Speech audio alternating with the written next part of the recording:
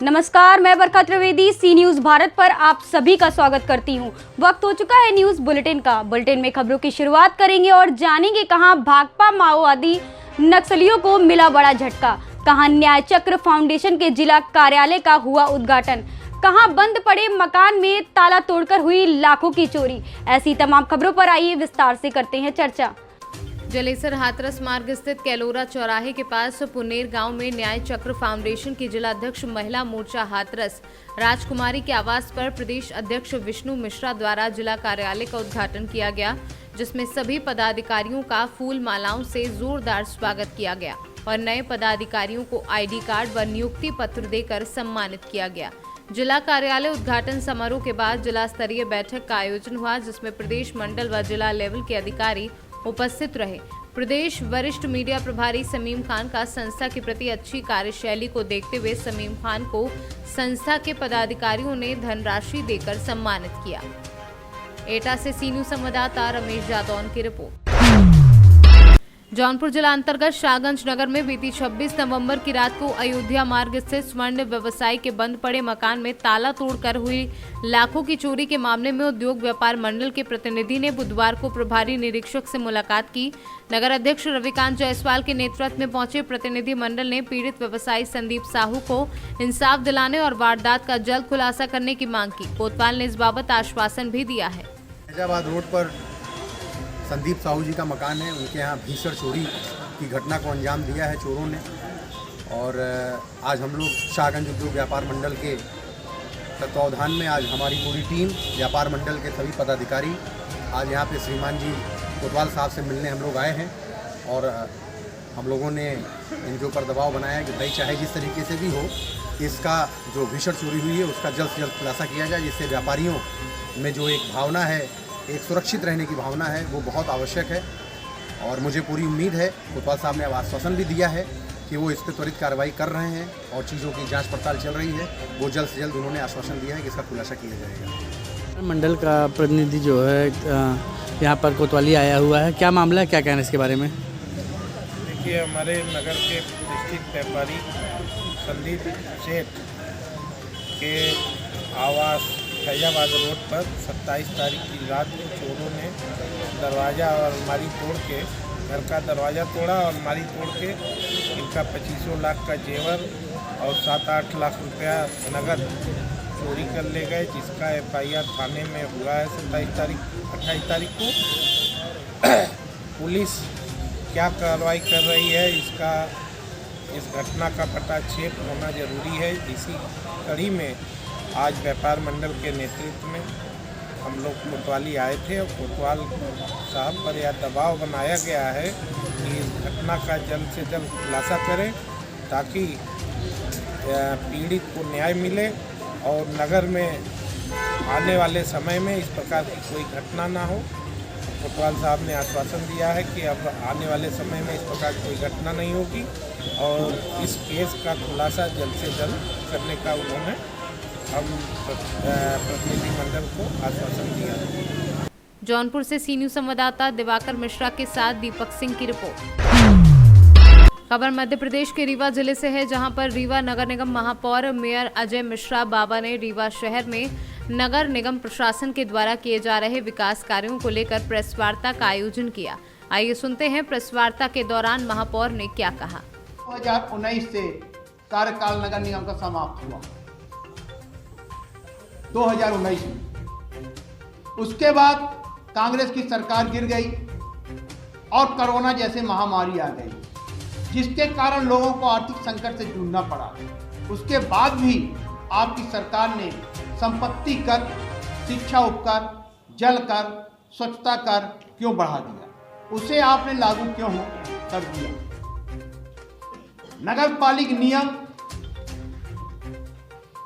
अधिनियम 1954 की धारा 37 के नियम 5 के उप नियम में उल्लेखित है कि जब महापौर और पार्षद निर्वाचित नहीं रहेंगे तब उस क्षेत्र के विधायक और सांसद की अनुशंसा लगेगी और वही उस समय कार्यों की मॉनिटरिंग भी करेंगे।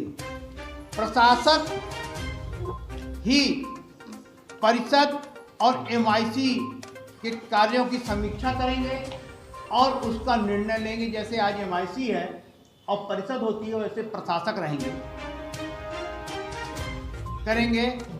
तब नियम 2020 शासन द्वारा क्यों बनाया गया और क्यों 13 नवंबर 2020 के राजपत्र में प्रकाशित किया गया कि शासन द्वारा 27 जनवरी 2021 एवं 22 फरवरी 2021 को निर्देश दिया गया कि 2021 से 2022 तक संपत्ति कर की गणना 2020 के अनुसार की जाएगी। मतलब 2021 और 2022 की जो संपत्ति कर की गणना थी, वो जो नियम 2020 इन्होंने बनाया था उसके अनुसार की जाएगी और 12 अप्रैल 2022 से प्रभावशाली कर दिया गया। अगर रीवा विधायक को रीवा की जनता की तनिक भी चिंता होती तो इसे कभी लागू नहीं करने देते।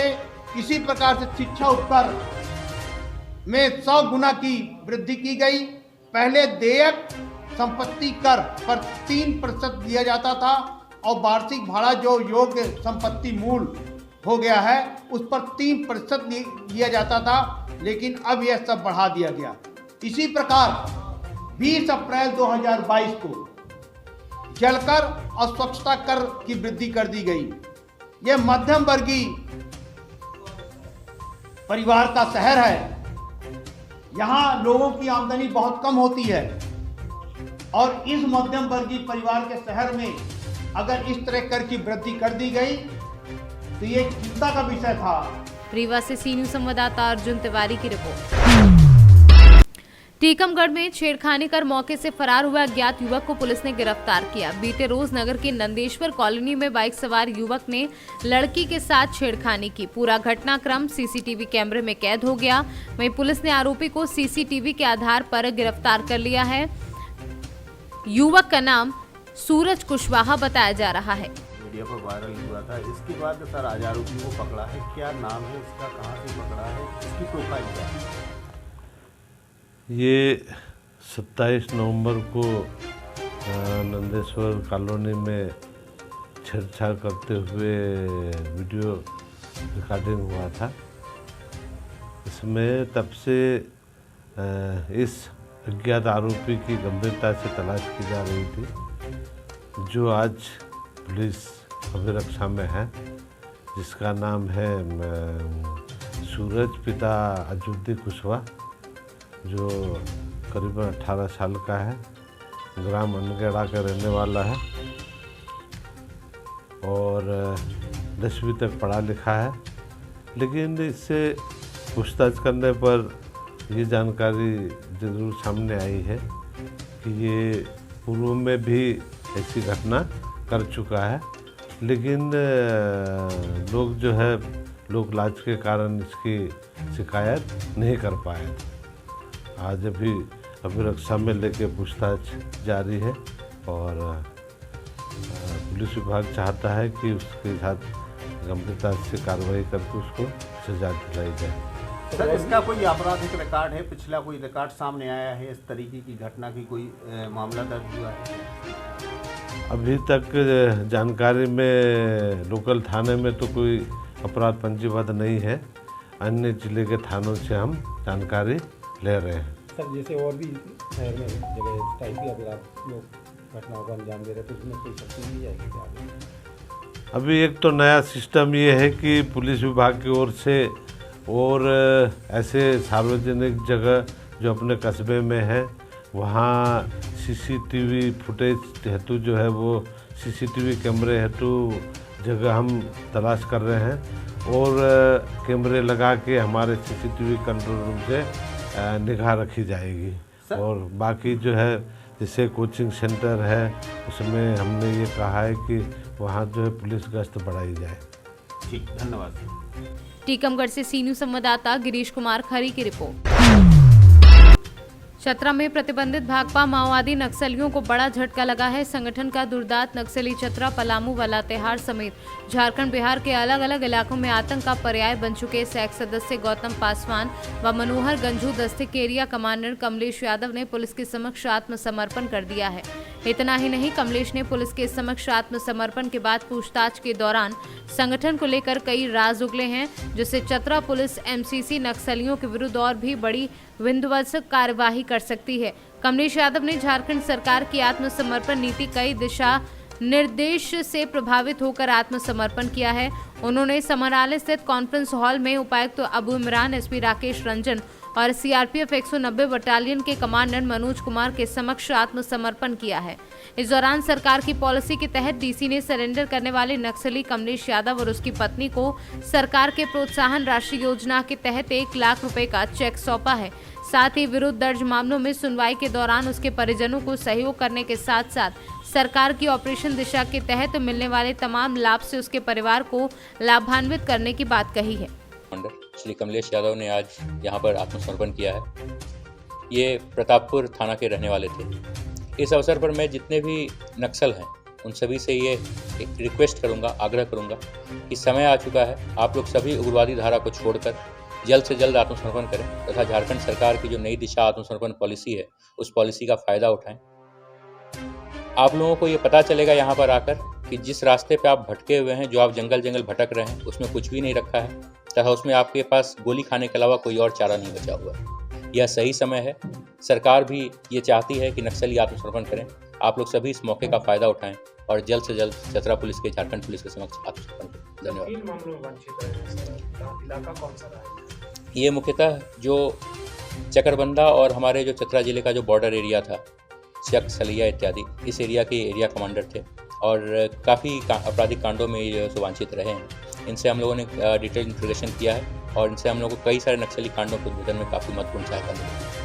कितने सालों से सक्रिय रहे हैं? ये वर्ष 2014 से लेकर अभी तक सक्रिय थे और इनके द्वारा ऐसा बताया गया है कि इनको नक्सल के द्वारा केवल शोषण किया गया। जो शीर्ष कमांडर्स थे उन्होंने इनको पद से भटकाया, मगर ये अब सही रास्ते पर आ चुका है। अभी हाल ही में जो प्रतापपुर के बधार जंगल में एक मुठभेड़ हुई थी मनोहर गंजू के दस्ते के साथ, जिसमें हमारे सीआरपीएफ के एक जवान ने शहादत प्राप्त की थी, उस मुठभेड़ में भी ये शामिल। एरिया कमांडर श्री कमलेश यादव जी आज आत्मसमर्पण किए हैं। प्रतिबंधित माओवादी संगठन में काफ़ी दिनों तक जो है ये दिग्भ्रमित होकर के सक्रिय रहे और परंतु सबसे अच्छी बात यही है कि ये मुख्य धारा से जुड़ने के लिए अपने परिवार, राज्य, जिला और देश के भविष्य को संवारने के लिए वापस हम लोगों के बीच में आ गए हैं। तो इसका जिला प्रशासन स्वागत करता है। ऐसे सभी हमारे युवक युवतियाँ और कोई भी जो दिग्भ्रमित होकर के, पथभ्रष्ट होकर के या किसी प्रोपेगेंडा या किसी और चीज़ से मुतासिर होकर के प्रतिबंधित संगठनों में जुड़े हुए हैं या सक्रिय हैं, उनसे मेरा यही अनुरोध रहेगा कि वो सब जो है मुख्य धारा से जुड़े। राज्य सरकार, भारत सरकार सभी आपके साथ है और मैं बधाई देना चाहता हूँ यहाँ के चतरा जिला के जाबाज पुलिस अधीक्षक श्री राकेश रंजन जी को और कमांडेंट सीआरपीएफ को कि इनके द्वारा जो लगातार अभियान चलाया जा रहा है और साथ साथ जो है आत्मसमर्पण नीति का भी प्रचार प्रसार किया जा रहा है, उसको कारगर बनाया जा रहा है। तो इससे प्रभावित होकर बहुत सारे लोग मुख्यधारा में आ रहे हैं। मैं सभी को धन्यवाद देता हूँ। आप आत्मसमर्पण किए, क्या सोच के फिर हथियार डाला?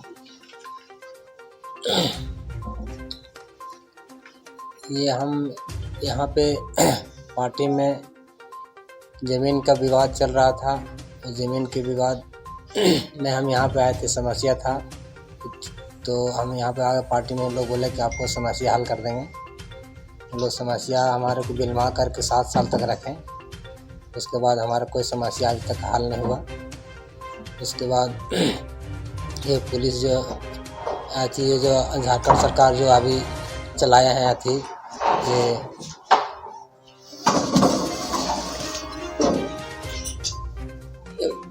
खाना पीना में दिक्कत हो रहा है वहाँ पे अभी साथी लोगों के, और ये अभियान जो चल रहा है उसके लेकर के हम यहाँ अपना समर्पण यहाँ किए हैं।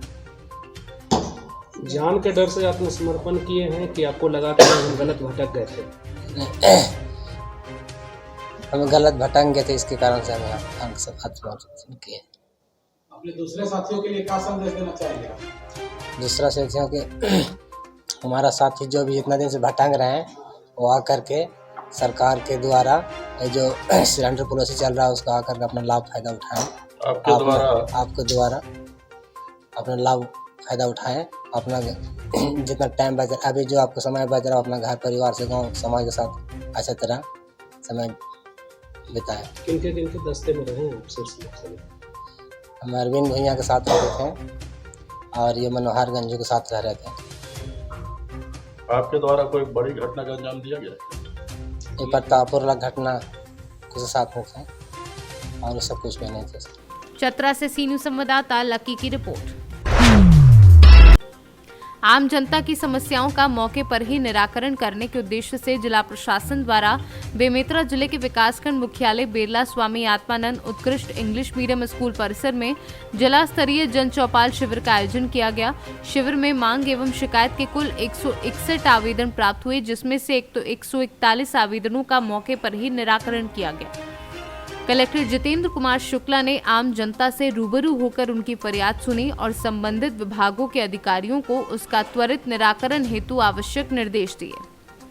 जिला स्तरीय जन चौपाल का आयोजन रखा गया है जिसमें लगभग 161 आवेदन आए हैं। 140 निराकरित हुए, 20 आवेदन का 15 दिन के अंदर निराकरण करने का प्रशासन को निर्देश दिया गया है। माननीय मुख्यमंत्री जी के निर्देश पे लगातार ब्लॉक स्तरीय जिला स्तरीय जन चौपाल का आयोजन किया जा रहा है। इसमें जनता की समस्या से रूबरू होकर तत्काल उसका निराकरण किया जा रहा है। और बेरला ब्लॉक में लगभग 32 ट्रैक्टर पैरा महादान का भी किसानों के माध्यम से यहाँ किया गया है, जिसमें विभिन्न गौठानों में उस पैरा को पहुँचाया गया। मैं सभी किसानों को बेमेतरा से सी न्यूज़ संवाददाता संजू जैन की रिपोर्ट।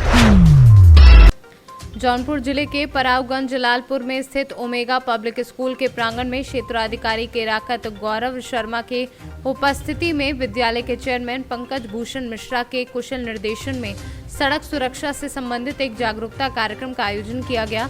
इस अवसर पर क्षेत्राधिकारी केराकत ने सड़क सुरक्षा के प्रति जागरूकता फैलाने के प्रयास के लिए ओमेगा पब्लिक स्कूल के चेयरमैन पंकज भूषण मिश्रा को धन्यवाद दिया और उन्होंने कहा कि सामाजिक जागरूकता के कार्यक्रमों में ओमेगा पब्लिक स्कूल के बच्चे सदैव बढ़ चढ़ कर हिस्सा लेते हैं, चाहे वह स्वच्छता जागरूकता अभियान हो, चाहे कोविड का मामला हो या सैनिकों के कल्याण हेतु विद्यालय के बच्चों द्वारा अपनी जीती हुई पुरस्कार राशि जिलाधिकारी के माध्यम से सैनिक राहत कोष में दान देने की बात कही। क्षेत्राधिकारी ने स्कूल के 26 छात्रों को यातायात नियमों के पालन की शपथ भी दिलाई। वहीं कार्यक्रम का संचालन अजय मिश्रा के नेतृत्व में आस्था चौधरी, रुचि यादव, नैन्सी सिंह, वेदांत गुप्ता एवं अनामिका मिश्रा ने किया। इस अवसर पर रंजना सिंह, दिलीप गुप्ता, संगीता सिंह, ब्रजेश पाठक व अन्य लोग उपस्थित रहे। माह जैसा नवंबर में चल रहा है उसके अंतर्गत ओमेगा पब्लिक स्कूल में आज जागरूकता प्रोग्राम किया गया, जहां पे बच्चों के द्वारा अलग अलग माध्यम से उनकी पोएम स्पीच के माध्यम से सड़क सुरक्षा के बारे में जागरूक किया गया और स्कूल के प्रबंधक के माध्यम से भी पैम्पलेट्स और प्रतिज्ञा जो है बच्चों से कराई गई है। ये काफ़ी अच्छा प्रोग्राम रहा और उम्मीद करते हैं कि यातायात नियमों का इसी तरह से बच्चे पालन करते रहेंगे और अपने परिवार को, अपने घर को सुरक्षित रखेंगे। धन्यवाद। जौनपुर से सी न्यूज़ संवाददाता गुलजार अली की रिपोर्ट। जिला झांसी के तहसील मोट में स्थित टीकाराम यादव स्मृति महाविद्यालय में यातायात जागरूकता माह के समापन को लेकर निबंध एवं चित्रकला की प्रतियोगिता कराई गई, जिनमें प्रथम, द्वितीय एवं तृतीय स्थान लाने वाले बच्चों को कॉलेज के प्राचार्य डॉक्टर राजेंद्र खरे एवं थानाध्यक्ष मोट संजय गुप्ता, उप निरीक्षक विनय दिवाकर एवं अरविंद यादव द्वारा छात्र छात्राओं को यातायात सुरक्षा के नियमों के बारे में जानकारी देते हुए बच्चों को सम्मानित किया। वहीं थानाध्यक्ष संजय गुप्ता ने हेलमेट, सीट बेल्ट आदि को वाहन चलाते समय प्रयोग करने के लिए कहा। कार्यक्रम के मौके पर कॉलेज का समस्त स्टाफ एवं कर्मचारीगण उपस्थित रहे एवं कार्यक्रम का संचालन मोनिका परिहार द्वारा किया गया। सर, आज क्या कार्यक्रम आयोजित किया गया विद्यालय में? टीकाराम यादव महाविद्यालय में मोट में उत्तर प्रदेश शासन द्वारा यातायात सुरक्षा अभियान इसका जो माह चल रहा है उसका आज समापन यहाँ पर किया गया है और इसमें विशिष्ट सहयोगी रहे हैं मोट के थानाध्यक्ष महोदय श्री संजय गुप्ता जी, श्री विनय दिवाकर जी, श्री अरविंद जी और पूरा उनका स्टाफ। तो क्या कुछ जानकारियाँ सर दी गई हैं? जानकारी विशिष्ट रूप से जान माल की सुरक्षा कैसे हो, इस देश में यातायात सेफ्टी के बारे में रूल और रेगुलेशन तो बहुत बने हुए हैं, लेकिन उनका अक्षरशः पालन होता रहे, जिससे लोगों की जान बची रहे, उसके दिशा निर्देशों को आज यहाँ पर दिया गया है। झांसी से सी न्यूज संवाददाता शुभम त्रिपाठी की रिपोर्ट। खबर मध्य प्रदेश के रीवा से है, जहां पर इस समय शीतलहर व ठंड के मौसम की शुरुआत हो चुकी है, लेकिन देखा ये जा रहा है कि रीवा नगर निगम प्रशासन द्वारा रीवा शहर के अंदर कहीं भी अलाव की व्यवस्था नहीं की गई है। जब हमारी टीम ने रीवा शहर के घोड़ा चौक के बंकल में स्थित साईं मंदिर का जायजा लिया तो देखा कि कुछ गरीब गुजर बसर करने वाले परिवार से लोग कागज कचड़े बिनकर उसे जलाकर ठंडे से बचने का सहारा ले रहे हैं। जब हम लोगों ने जानकारी ली तो उन्होंने बताया कि नगर निगम की तरफ से कोई भी अलाव की व्यवस्था नहीं की गई है और 4-5 साल से हम लोग इसी तरह अपना गुजर बसर कर रहे हैं। जो आवत लकड़ी पे एक जगह आदमी जगह दी यहाँ से 2-3 जगह से फोटो उतार लेते, आइया मनई पन्नी कटदल ताप रहा आओ नगर निगम वाले कोई नहीं देते। और लकड़ी एक जगह गिराई तो उनसे 100 जने हैं तो 100 जन में कहाँ से बैठे। आप लोगों को नहीं मिलता नगर निगम से आगे टापने के लिए? नहीं को जो मिलता है पन्नी टापते, पन्नी अभी तक टापते हैं। पन्नी अब 8-10 साल से पूछ ली। ये कौन सी जगह है? यह साईं बाबा। कोई भी अधिकारी नहीं आया आपके पास? नगर निगम में कोई अधिकारी आया आप लोगों के पास? कोई नहीं आया। क्या नाम है आपका? हमारे राम नरेश। ये क्या करते हैं आप? हो जब क्या नाम है आपका? नफीस खान। ये कौन सा स्थान है? ये साईं बाबा का मंदिर है, घोड़ा चौराहे के पास जो साईं मंदिर है। नगर निगम वाले आज नगर निगम वाले आते हैं भैया, 1-2-3 लकड़ी गिरा के चले जाते हैं। 50-100 पब्लिक रहती है, 100 पब्लिक में 3 लकड़ी 10 किलो लकड़ी में 100 लोग को तो पूछ नहीं सकता है। तो पूछ जाए तो ठीक है, अच्छी बात है। इतने ठंडे में आप लोग कैसे गुजारा कर रहे हैं? आप क्या बताएं भैया, कपड़ा लत्ता अन्नी पन्नी इधर से गरीब बेचारे सब दिन के लाते हैं। लोग कबाड़ो बाड़ जब पीने जाते हैं ठेलिए लेके, अब जाएंगे एक ठेलिए मेरी खड़ी है, अभी बिन के आए, इसमें कुछ बोरा फट्टी लिया है, वही जलाएंगे बेचारे लोग, सब तापेंगे हम लोग, सब बहन भाई माता। नगर निगम से कोई अधिकारी वगैरह आया आप लोगों को देखने? अधिकारी कोई नहीं आया भैया, 2 बार ये 12 बार लकड़ी हम लोग को मिली है। मतलब जब कंप्लेन किए तब वहाँ कुछ भाई लोग ने किया सब। क्या नाम है आपका? मेरा नाम नफीस खान है। रीवा से सी न्यूज संवाददाता अर्जुन तिवारी की रिपोर्ट। बड़नगर पुलिस ने अंतर्राज्यीय वाहन चोर गिरोह का भांडाफोड़ करते हुए 2 आरोपियों को गिरफ्तार किया है, जबकि वारदात में शामिल अन्य लोगों की तलाश जारी है। आरोपित इससे पहले भी कई राज्यों में वाहन चोरी की वारदात को अंजाम दे चुके हैं। 12 नवंबर 2022 को फरियादी राजेश जाट द्वारा थाना बड़नगर पर जमकर चोरी होने की रिपोर्ट दर्ज कराई गई थी, जिसपे से थाना प्रभारी महोदय द्वारा एक विशेष टीम का गठन किया गया, जिनके द्वारा सीसीटीवी फुटेज लगातार चेक किए गए व तकनीकी अनुसंधान प्राप्त कर संदेहियों की तलाश अहमदाबाद में किया, जो कि संदेही वहां मिले, जिनसे गहन पूछताछ की गई, जिनमें 2 आरोपियों को गिरफ्तार कर उनकी निशानदेही पर जोधपुर राजस्थान से 2 डंपर, जिनकी कीमत करीबन 1 करोड़ रुपए है, जब्त किए गए। बाद श्रीमान माननीय न्यायालय के समक्ष दोनों आरोपियों को पेश किया गया, जहां से उन्हें जेल भेज दिया गया। उज्जैन से सी न्यूज संवाददाता इंदर परमार की रिपोर्ट। फिलहाल के लिए इस न्यूज बुलेटिन में बस इतना ही। देश दुनिया की तमाम खबरों के लिए देखते रहें सी न्यूज भारत। हर खबर आपके साथ, आपके हाथ।